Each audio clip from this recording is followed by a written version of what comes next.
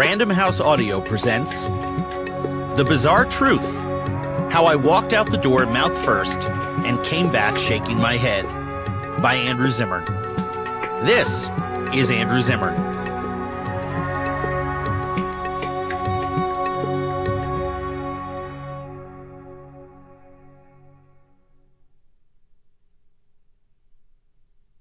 Introduction. Bizarre truth?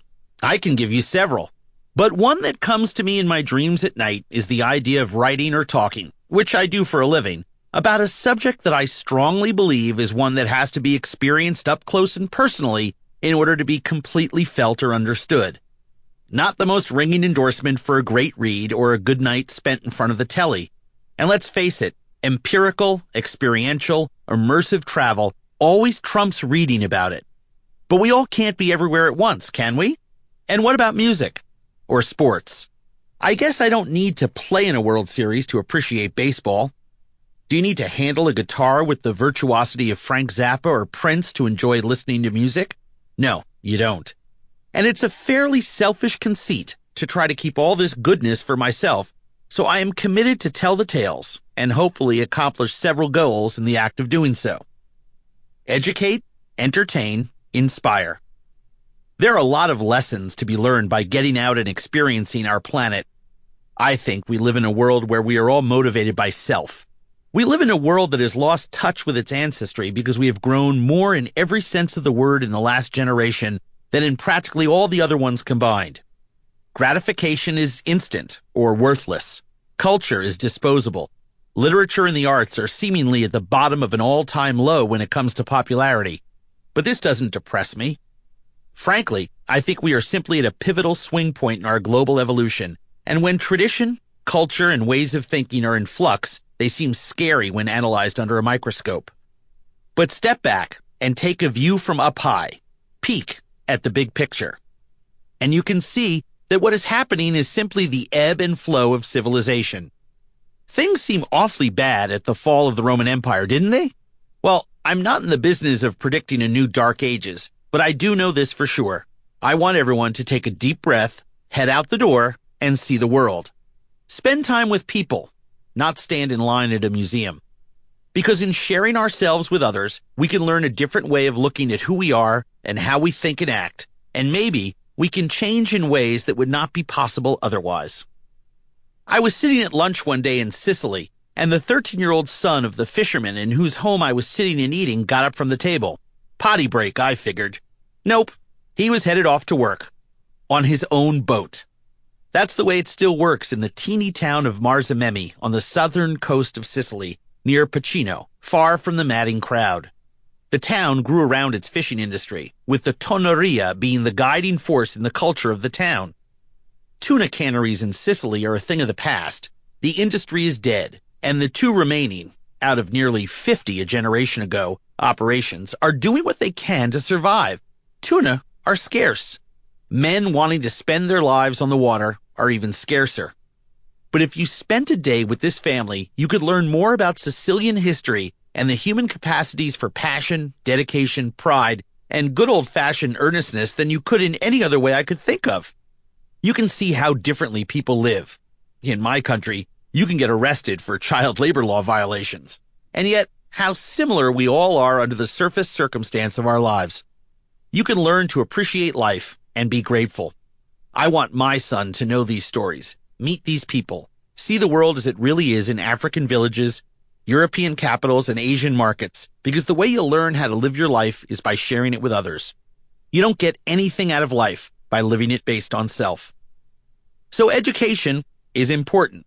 But who wants to be beat over the head by the pay attention stick? Not me. So I want to entertain. This is not intended to be revelatory in the classic sense. This is not a textbook, nor did I intend to write a serious tome. I'm not half the writer or thinker you would need to be to accomplish that, but I do have experiences, and that's all it takes, quite frankly, which is why I believe so strongly in seeing the world for oneself. One of the most respected anthropologists in America, the chair of the department at a major university, once referred to me in casual conversation as a colleague, and I corrected him, saying I was anything but. He rebuked me immediately, insisting that I had shared more real time on the ground with indigenous tribes than most tenured professors he knew. That was a wake-up call. I quickly realized that I viewed myself one way, and that others might see me as something else, and I could take advantage of that, becoming an agent of change to a certain degree, perhaps an awareness raiser for the global cultures I came in contact with. Education comes in many forms. I am always looking for an easier way than doing homework, but I am good at showing up for class. That means going places and seeing what's out there. I consider this audiobook a way to engage a part of ourselves that remains fascinated by the human condition around the world, and I wanted it to make you think and laugh and be hungry when you were done listening to it. I am all about the food. Which brings me to my thematic material.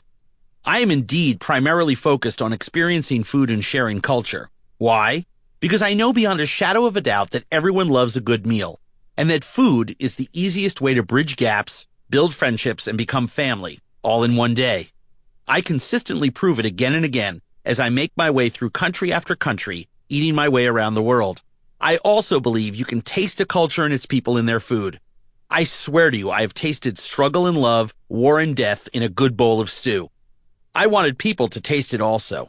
And you can't do that eating in an Italian restaurant in Beijing. That's not to say you can't find good veal Milanese in China. It's just that I think you should be eating that dish in Milan if you want to really understand a cuisine and the folks who eat it. So I wanted to give listeners a sense of how I do that, not just what I find when I do. So I give tips, like eating at the last stop on the subway, or investigating dying breeds, or perusing unique and arcane ingredients, or doing some hero worship at the altar of some great chef. Trust me, you'll learn a lot following some of these rules of the road. Most important, I also like to check out spiritual systems, and as a matter of course, I regularly check out rituals wherever I can. So why food and ritualistic traditions? Because the food always leads to conversations, and I'm always asking people what they believe in and why. The greatest questions, and ones we've been asking ourselves for thousands of years, are what do you believe in? Why do you believe it? And what is your relationship to that belief? The next greatest question is, of course, rare or medium rare. In all seriousness, you learn things in the oddest ways. When I was in the Kalahari, I spent some time with a local tribe outside of Kakai in Botswana, and we were hunting with snap snares, one of the trickiest ways to trap game, especially birds. We ended up checking our snares one afternoon, and lo and behold, we had a bird in the small loop of string that the hunters had made the day before, explicitly for that purpose. They made their own string, and they made it from stripping small plants of their fibers and winding them by hand. Anyway, when I found the teeny bird in the trap, I grabbed my knife to cut the bird down and was stopped immediately by one of the senior men in the group. Why, he wondered, would you waste the rope by cutting it? I was floored. I hadn't even thought about it, and yet it was obviously the most wantonly wasteful act I could imagine. I was stunned and had learned a valuable lesson on several fronts. But the real surprise was when we got back to camp, I was told we wouldn't eat the bird until the next day because the tribe believed that the bird's soul would alert other birds to the traps unless we waited. And we needed those traps to keep snaring birds. My point is that belief systems and food are intertwined, sometimes directly, sometimes not. But you need to pay attention. So I always try to learn everything I can about a culture. You never know. The majority of my travel takes place with my family and workmates, and most of the working experiences are the lion's share of my traveling and have taken place during the taping of Bizarre Foods and Bizarre World. Many years ago, I took a meeting with the head of a production company here in Minnesota at the urging of a mutual friend. Thanks, Robin. And the resulting relationship between Colleen Stewart and myself birthed both of our TV shows and several specials. The idea for our show was created a tremendous entertainment and was the collective result of a lot of smart and talented people over the years as we incubated, tested, and tried to sell the idea of sending me around the world mouth first. It took several years, but finally the amazing Pat Young and his team at Travel Channel took a chance on an unknown talent and greenlit our show. Shannon, Mike, Chris, Patrick, Tasha, Johanna, Scott, Steve, Gary, Luke, Joel, Tacey, Jane, Pam, Dave, Nina, Carrie, Laurel, Ellen, LaDonna, Eric, Troy, Steve, Darren, Kel, Libby, Nicole, Ty, Debbie, and dozens of others worked very hard and put up with a lot of crap from me to make Sample complete. Ready to continue?